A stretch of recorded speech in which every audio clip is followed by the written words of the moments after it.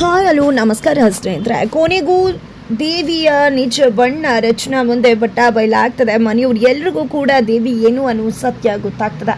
ಹಾಗಿದ್ರೆ ಏನಾಯಿತು, ಏನು ಕತೆ, ಇದು ಎಲ್ಲವನ್ನ ಕೂಡ ತಿಳ್ಕೊಬೇಕು ಅಂದರೆ ಈಗಲೇ ನಮ್ಮ ಈ ಚಾನಲ್ನ ಸಬ್ಸ್ಕ್ರೈಬ್ ಮಾಡಿ, ಹಾಗೆ ಈ ಒಂದು ವಿಡಿಯೋವನ್ನು ಪೂರ್ತಿಯಾಗಿ ನೋಡೋದನ್ನು ಯಾವುದೇ ಕಾರಣಕ್ಕೂ ಕೂಡ ಮರಿಬೇಡಿ. ಇಲ್ಲಿ ತನ್ನ ಅತ್ತೆ ಪದ್ಮಜ ರೂಮಿಂದ ಒಂದು ಮೆಡಿಸಿನ್ ಬಾಟಲನ್ನು ತೊಗೊಂಡು ಬಂದಿರ್ತಾಳೆ ರಚನಾ, ಡಸ್ಟ್ಬಿನ್ನಲ್ಲಿ ಬಿದ್ದಿರುವುದನ್ನು. ಬಟ್ ಆ ಹಬ್ಬದ ಭರಾಟೆಯಲ್ಲಿ ಆಕೆ ಅದನ್ನು ಮರೆತು ಬಿಟ್ಟಿರ್ತಾಳೆ.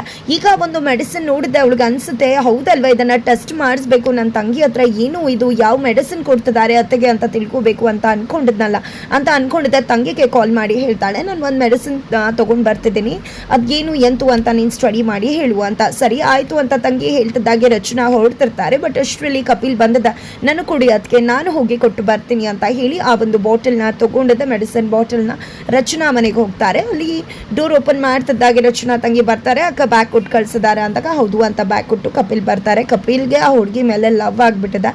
ಬಟ್ ಆಕೆಗೆ ಕಪಿಲ್ ಅಂದರೆ ಆಗೋದಿಲ್ಲ. ಕಪಿಲ್ ತುಂಬಾನೇ ಬದಲಾಗಿದ್ದಾರೆ, ರಾಣೆ ಸವಾಸದಿಂದ ದೂರ ಬಂದಿದ್ದಾರೆ.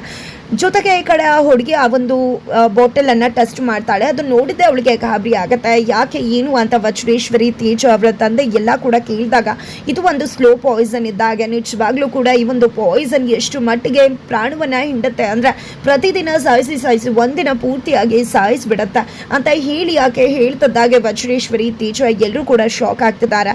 ಈ ಒಂದು ವಿಷಯವನ್ನು ರಚನಾಗೂ ಕೂಡ ಆಕೆ ತಿಳಿಸ್ತಾಳೆ. ಈ ವಿಷಯ ಗೊತ್ತಾಗಿದೆ ತಡ ನಿಜವಾಗ್ಲೂ ರಚನಾ ಕುಸಿದೆ ಹೋಗ್ಬಿಡ್ತಾಳೆ. ಈ ಒಂದು ಪಾಯ್ಸನ್ನನ್ನು ಯಾರು ಕೊಡ್ತಿದ್ದಾರೆ, ನಿಜವಾಗ್ಲೂ ಮೆಡಿಸಿನ್ ಕೊಡ್ತಿರೋದೇ ಕನಕಾಂಬರಿ ಅತ್ತೆ ಮತ್ತು ದೇವಿ. ಹಾಗಿದ್ರೆ ಅವರೇ ಏನಾದರೂ ಮಾಡ್ತಿದ್ದಾರೆ ಅನ್ನೋ ಅನುಮಾನ ಬರ್ತದೆ. ಇದೆಲ್ಲದರ ಜೊತೆಗೆ ದೇವಿಗೆ ಬೊಂಬೆ ಕಾಟ ಶುರುವಾಗಿದೆ. ಬೊಂಬೆ ಬಿಡ್ತಿರೋದು ಯಾರು ಅದನ್ನು ತಿಳ್ಕೋಬೇಕಾಗಿದೆ. ಇದರ ಜೊತೆಗೆ ರಾಣಾ ಮತ್ತು ದೇವಿ ಇಬ್ಬರು ಕೂಡ ಸೇರಿಕೊಂಡು ಅವರೇ ಜ್ಯುವೆಲ್ಲರಿ ಶಾಪ್ಗೆ ಕನ್ನ ಹಾಕೋದಕ್ಕೆ ಮುಂದಾಗ್ತಿದ್ದಾರೆ. ಈ ಕಡೆ ಕೃಷ್ಣ ಕಥೆಯನ್ನು ಮುಗಿಸೋದಕ್ಕೆ ಮುಂದಾಗ್ತಿದ್ದಾರೆ. ಇದೆಲ್ಲ ಮಾಡ್ತಿರೋ ದೇವಿ ರಚನಾ ಕೈಗೆ ಸಿಕ್ಕಿ ಬೀಳ್ತಿದ್ದಾಳೆ. ಹಾಗಿದ್ರೆ ಏನಾಗುತ್ತೆ ಮುಂದೆ